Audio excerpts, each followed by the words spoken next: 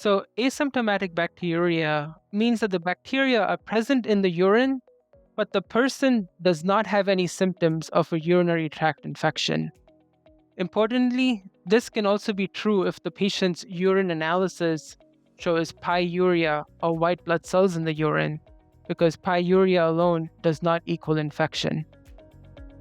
So the guidelines are progressively shrinking the durations recommended for some time, and we're beginning to change and increasingly not even adding on any transition antibiotics when patients leave the hospital, potentially as soon as just 3 days into effective treatment regimens, or certainly by 5 days. It was common we would give that extra 3, 4, 5 days of outpatient antibiotics to complete their 7, 10, 14-day course, and we're just not doing that anymore. Welcome to Medication Talk, an official podcast of TRC Healthcare, home of pharmacist letter, prescriber insights, and the most trusted clinical resources.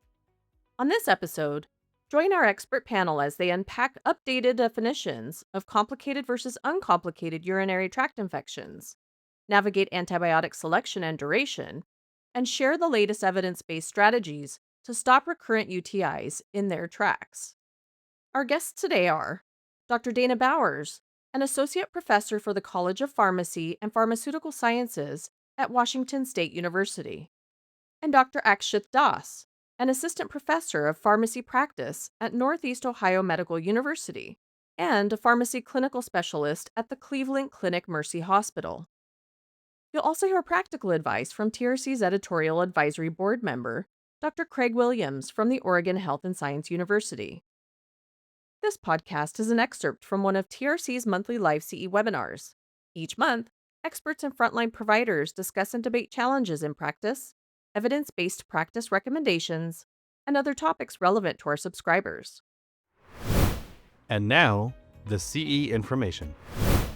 This podcast offers continuing education credit for pharmacists, pharmacy technicians, physicians, and nurses. Please log into your pharmacist letter, pharmacy technician's letter, or Prescriber Insights account and look for the title of this podcast in the list of available CE courses. None of the speakers have anything to disclose. Now, let's join TRC editors and clinical pharmacists, Drs. Stephen Small and Sarah Clockers, and start our discussion. To start us off, Dana, how do we differentiate complicated versus uncomplicated UTIs? And how have the definitions changed over time? The definition of UTI has recently been updated with the most recent complicated UTI guidelines from IDSA. Previous definitions for complicated versus uncomplicated relied more heavily on biological sex, so female versus male, and then the presence of certain conditions like diabetes. A person had to be non pregnant, premenopausal female without diabetes, and no urological abnormalities to be considered uncomplicated UTI. Then there was this sort of designation of acute pyelonephritis, which was sort of its own definition that included complicated UTI characteristics, but infection within the kidney. And then everything else that didn't fit into those two boxes then fell under this term, this nebulous term of sort of complicated UTI. And now what we see with the more recent updated guidelines from the IDSA is a more focused approach that looks more at the site of infection. And infections that are confined to the bladder in an afebrile patient, either male or female, is now defined as uncomplicated UTI. To meet the definition of complicated UTI for the IDSA, this can include pyelonephritis, which is that infection in the kidney, and then patients who have systemic symptoms. So these will present outside of the bladder. So this is what we're thinking, such as patients who are febrile or if they have bacteremia with UTI. Catheter-associated UTI is also included in that, and prostatitis. All of those together are now under this definition of complicated UTI. And one of the reasons that the definition was updated was to simplify it and make it easier and more straightforward for your practicing clinicians. And another way was to help guide treatment options through clinical decision pathways. And so, not sort of focusing on the diagnosis part of it, but really using complicated and uncomplicated to help guide treatment decisions. Great contrast there between the two definitions. And as we talk about UTI symptoms, I'm sure some of our audience is also wondering, what is asymptomatic bacteria or ASB? So, asymptomatic bacteriuria means that the bacteria are present in the urine, but the person does not have any symptoms of a urinary tract infection. Importantly, this can also be true if the patient's urine analysis shows pyuria or white blood cells in the urine, because pyuria alone does not equal infection. So, when we think about it, we already reviewed the symptoms of a urinary tract infection, and based on that, we can differentiate between complicated and uncomplicated. But if those symptoms are absent and the bacteria is just present in the urine, it could more often represent colonization rather than a true infection. So, asymptomatic bacteria is quite common, and the prevalence increases with age, and it is generally more common in women than in men. Some risk factors for asymptomatic bacteria are generally the same thing that make urinary colonization more likely. Some big ones include being female, increasing in age, pregnancy, chronic catheter use, any impaired bladder emptying, whether that's from a neurogenic bladder or a spinal cord injury, having comorbidities such as diabetes, or living in a long term care facility. In terms of how common it is, asymptomatic bacteriuria can be seen in about 1 to 5% of healthy premenopausal women. The risk then doubles during pregnancy. When we talk about long term care residents, here's where the numbers rise sharply. Around 25% to 50% of women and 15 to 50% of men can experience asymptomatic bacteriuria. And to think about the flora in those patients with asymptomatic bacteria isn't really different from those with symptomatic urinary tract infections. So when we're seeing asymptomatic bacteria, it's still the same flora, such as E. coli, Klebsiella pneumonia, Proteus mirabilis, Enterococcus, and even sometimes Group B strep. So it becomes a really important clinical distinction focusing on the patient's symptoms when you find bacteria in the urine. Great points there. And now we can dig deeper into how we can treat UTIs appropriately with antibiotics. For example, Dana, are there cases where you should use antibiotics for asymptomatic bacteria? Yes. So there are specific cases where you would use antibiotics for asymptomatic bacteria, and pregnancy is really, the main one that we think about because ASB is very common during pregnancy, as Akshith already mentioned. And this is going to increase the risk of symptomatic UTI and particularly pyelonephritis.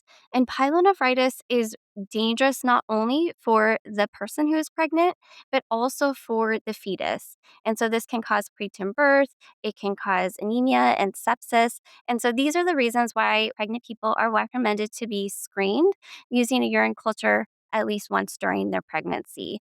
And if it's positive, then you would want to treat the asymptomatic bacteriuria in that case. And when these cultures are positive, even though the risk of pyelonephritis, those are things that we need to be concerned about, this isn't something that requires immediate attention at that moment. We can wait until we get a culture and we get the culture results to really determine our therapy based on culture results. The other group that we would want to screen and treat are patients that are undergoing urological interventions where we are expecting there to be a high degree of mucosal bleeding. So, an example of this would be a TURP, so transurethral resection of the prostate. And then also, if patients are getting renal stones removed or kidney stones removed, there's bacteria that can be involved in that. And so, we would want to make sure that we screen these patients and then treat them for prior to the surgery. And then this is in addition to the perioperative antibiotic prophylaxis that they'll get prior to whatever procedure they're undergoing. Which empiric antibiotics are preferred then for complicated versus uncomplicated UTIs? Are there differences we need to think about? And perhaps what antibiotics are typically avoided in certain cases? Yeah, so in this situation, the IDSA has laid out, at least the newer guidelines have helped determine this. First, we can start with the uncomplicated cystitis. So, the traditional agents that we think of for uncomplicated cystitis are typically nitrofurantoin for 5 days, trimethoprim sulfamethoxazole for 3 days, or a single dose of fosfomycin. And these are long-standing IDSA guidelines for uncomplicated cystitis in women, where again, the usual target organism is E. coli. A few stewardship caveats for these typically first line agents would be that for trimethoprim sulfamethoxazole or trimsulfa, the guidelines have mentioned it should generally be avoided for empiric use if the patient has had it recently for a UTI or if the local E. coli resistance exceeds 20%. So, just an example of that. At my institution, again, we don't produce a urine isolate only antibiogram, but for what we are working with so far, around 79% of all E. coli isolates in 2024 were susceptible to trimsulfa. So, again, 21% resistance at my institution. So, we're at that cusp, which patients visiting our ER, maybe for a simple cystitis, may not qualify for empiric trimsulfa use. We see that fluoroquinolones are also listed. Again, these are very effective, especially oral options that can be used both in the inpatient as well as the outpatient setting. But the fluoroquinolone stewardship that's being harped upon and we're really paying attention to it, they're considered as alternative or reserve agents for uncomplicated cystitis, mainly because of the collateral damage and resistance concerns and safety warnings, those that have been put out by both the FDA in 2016 and recently across the pond, the United Kingdom also released a very similar message in 2024, advising that fluoroquinolone should be reserved for situations where other recommended antibiotics are not appropriate because of the irreversible side effects of the fluoroquinolone antimicrobials. And then oral beta lactams can be preferred when your typical first line agents are not appropriate, but overall they're generally considered less effective than your preferred first line agents. And then moving on to the complicated urinary tract infection picture, here we have to determine what the extent of infection is. The patient has sepsis, with or without any shock, then your preferred empiric antimicrobials from a list that you could choose from includes third or fourth generation cephalosporins. So in the hospital setting, this is mainly going to be ceftriaxone or cefepime, or you can choose a carbapenem, piptazo, or your fluoroquinolones, levofloxacin or ciprofloxacin. And the agent that we pick from this list then depends on additional factors such as the patient's list of microbiological history, the local antibiogram, maybe their allergy list. And then these agents are preferred over your relatively newer or novel beta lactamase agents, such as, for example, ceftazidime avibactam, ceftolozane tazobactam, or cefiderocol, or your aminoglycosides, including plasmomycin, for example, gentamicin, amikacin, etc. On the other hand, if the patient does not experience sepsis and they cannot take oral meds, again, this is where your IV antimicrobials are going to come into play. So your list includes agents like third or fourth generation cephalosporins, piptazo, or your fluoroquinolones. And then if the patient can take oral medications, again, fluoroquinolones and trimsulfa become really good options in this scenario, mainly because they're thought to have really good bioavailability and good systemic exposure in the kidney as well as the bladder. Agents to avoid in this scenario, especially when we're talking about complicated urinary tract infections, would be nitrofurantoin as well as oral fosfomycin. These agents are useful mainly for uncomplicated cystitis because they don't have good kidney tissue penetration, or bloodstream concentrations. So those are the agents that we would want to avoid for complicated UTIs. Great review. Dana, anything to add from your perspective given the options that we have? Yeah, so where I live in the West, we don't have as much resistance as sort of other places, maybe more so towards the East Coast. I think I've been fortunate in that way. So I really like nitrofurantoin and trimethoprim sulfa for uncomplicated UTI and then for even for complicated when they don't have sepsis. I also personally like the beta lactams. They have sort of this complicated history where people have traditionally thought of them as having inferior efficacy for UTI, but I think that we use them a lot clinically and especially the oral cephalosporins. And there's more literature coming out and we could go on and on about the literature and sort of the problems with the studies that have been coming out and how to compare different, let's say, cephalosporins, for example. But I think that these do get used clinically, and we'll be having more and more data to come and support that we perhaps can use the oral cephalosporins more than perhaps we have in the past. I think it's great to hear these different experiences, and it shows how UTI management depends on so many factors. And with that, I'll hand over the mic to Sarah. Thank you. And we're going to shift gears. We've talked a lot about the different antibiotics, the different types of infections. Sometimes we have cultures, sometimes we don't. So, Craig, what are some common issues or errors you see with UTI prescriptions? I mean, a lot of it does get to what we talked about in the first part, just kind of making sure you're considering the patient when making your initial selection. So, and the big decision point being complicated or uncomplicated, are there any systemic symptoms? It's actually said looking at recent history can be useful if you have that on the patient. But then, really, once you've chosen an agent, we've talked a little bit about dose. For some agents, that's easy. For some agents, that's less easy. And then duration is kind of big. So for those of us on the hospital side where we're helping transition patients, we're having a lot more conversations about how long do patients really need therapy for. So the guidelines are progressively shrinking the durations recommended for some time, and we're beginning to change some of the advice that we give patients, and increasingly not even adding on any transition antibiotics when patients leave the hospital.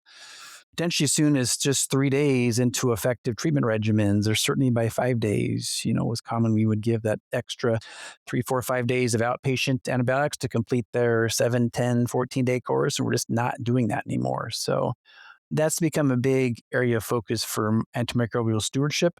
But if that person's looking a whole lot better in 2 days, they do not need 14 or 10 or even 7 days now, commonly, of antibiotics, depending on what you use. So duration has become a big focus, as you highlight on the slide.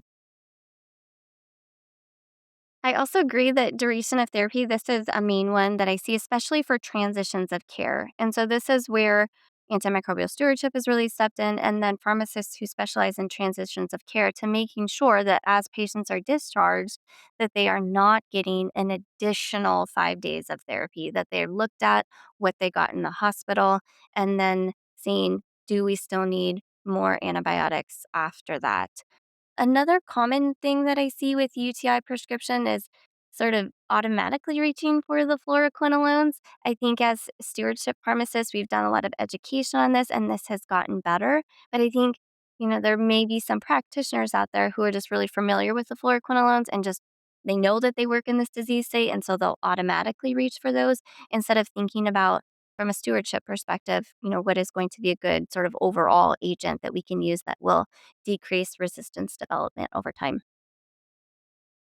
We all still teach, certainly, nitrofurantoin, fosfomycin, generally not for pyelonephritis. Interestingly, they will work a fair amount of time for uncomplicated pyelonephritis, otherwise healthy person, but they fail enough that that still is certainly a valid point. And that's one of the things I can always rely on the medical students and residents to reliably get in medical school is don't use nitrofurantoin and fosfomycin for pyelonephritis. That's still a good rule of thumb. Do not use those agents for what we're now calling complicated or pyelonephritis infections.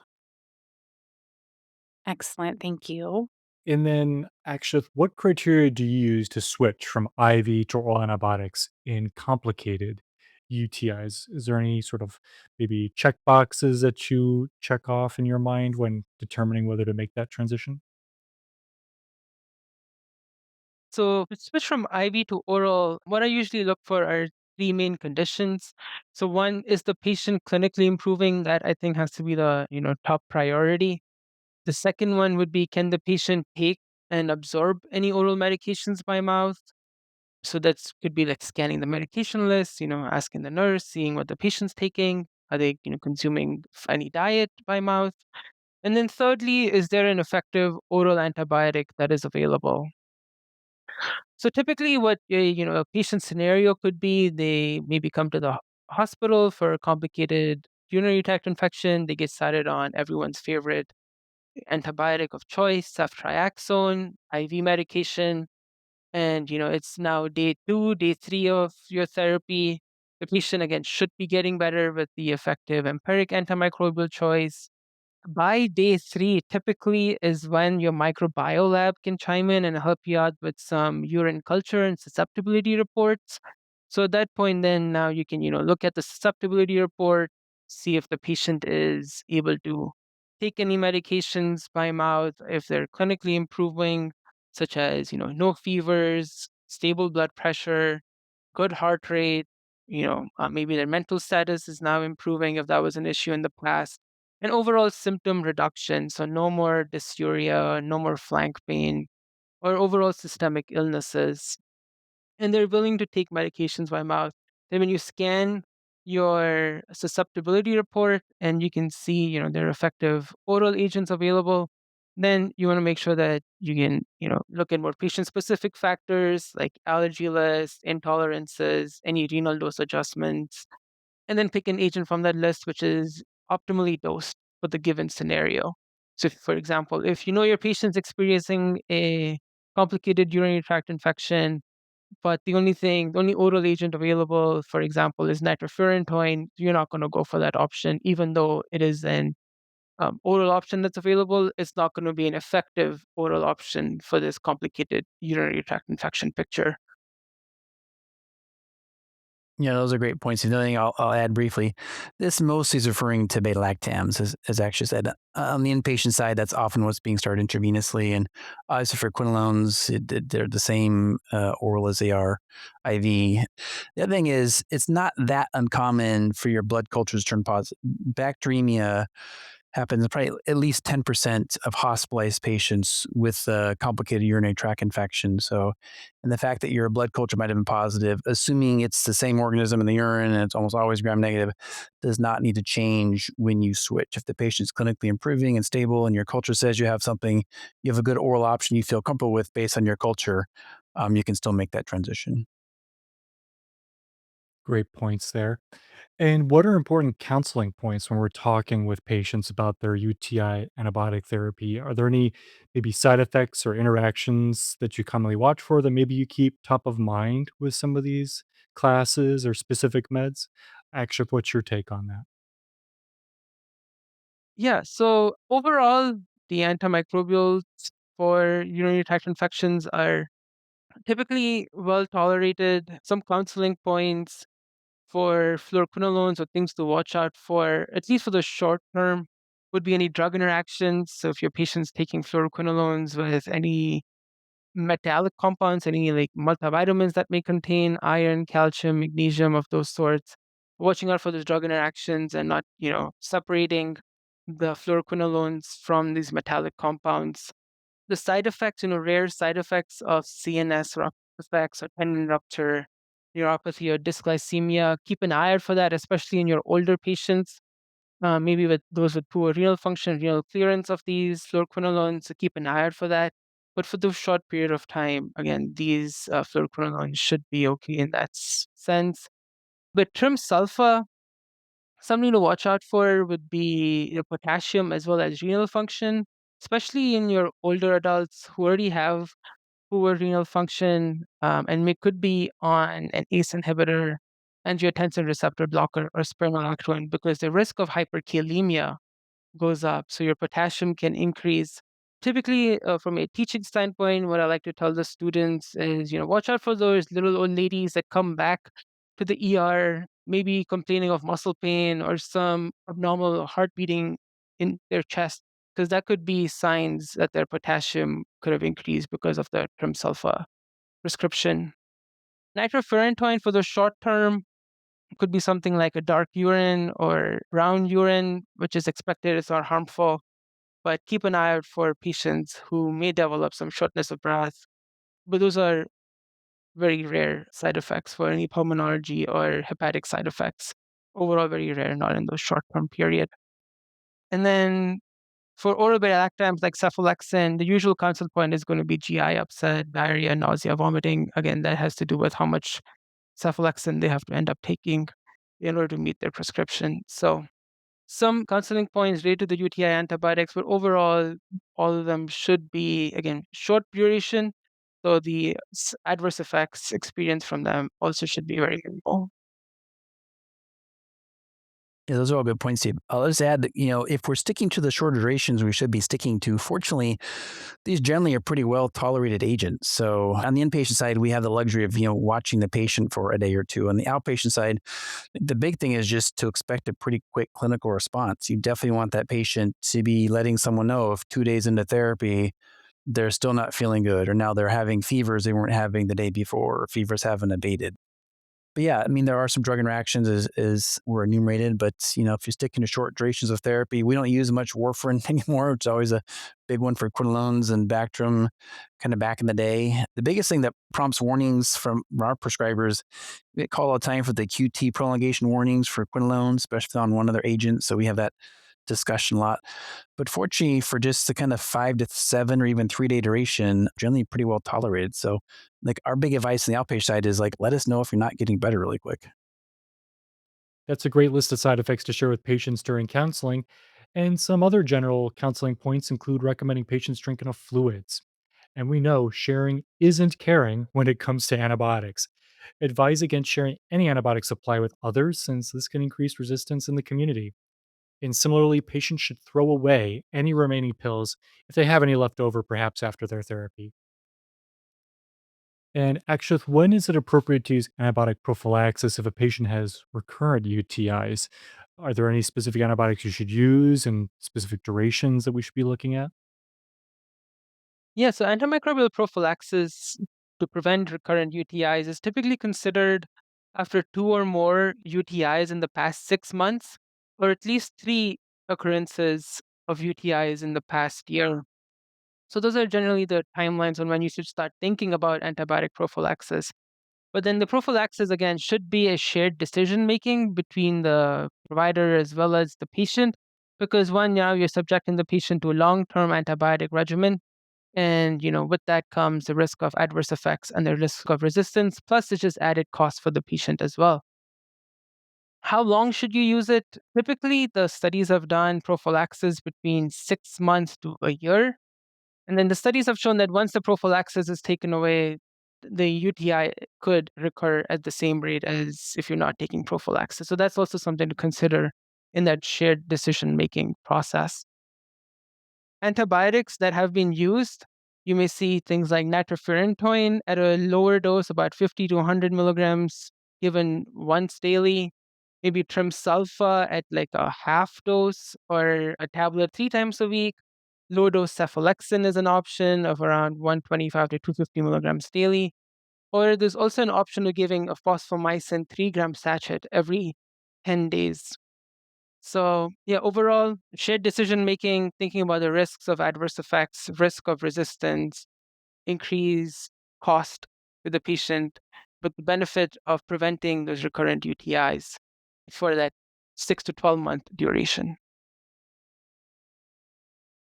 Yeah, I'll just add, Steve, this is a tough topic. So we're seeing less this now than we were seeing a decade ago, just because it's, anything systemic, you're just going to get resistance to and promote more resistance. So, but if you need to use something, your nitrofurantoin is the best agent, and virtually all UTIs start as cystitis and are ascending infections. So if you prevent cystitis, you can almost always prevent pyelonephritis, especially important in patients who might be doing intermittent catheterizations at home for a variety of reasons. And when we do occasionally use nitrofurantoin, we like bedtime dosing, a little longer retention time in the bladder, typically overnight or whatever is kind of the bedtime period for that patient. But it's a tough thing to operationalize just because systemic therapies you're just going to promote resistance to. So, we're big on if someone's having recurrence, like, can we find a trigger for it? Or is there an anatomic abnormality? Is this the time for imaging to find something? So trying to find the reason and maybe do intermittent prophylaxis, continuous prophylaxis with systemic agents, just as kind of a setup for failure long term, as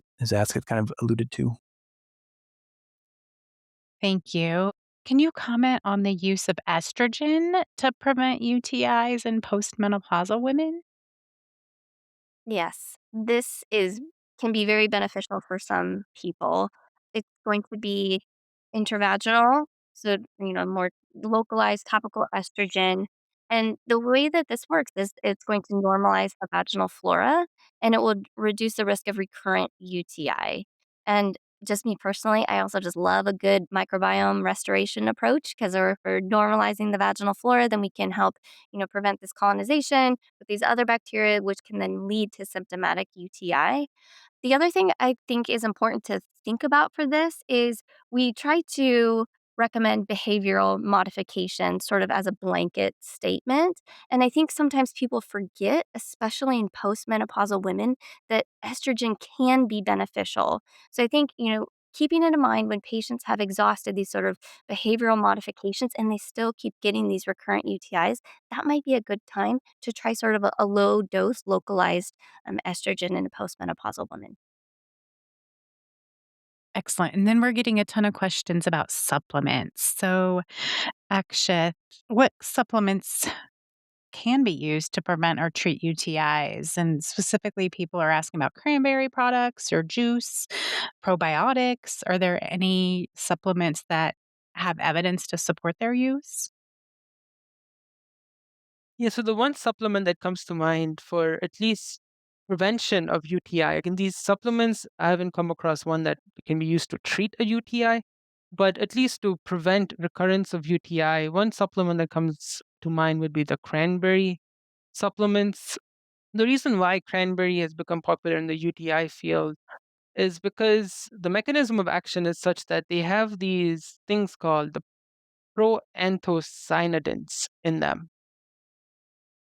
So the proanthocyanidins, or PACs, help reduce bacterial adhesion to the urinary bladder, which then makes it harder for your gram-negative organisms like E. coli to then establish infection.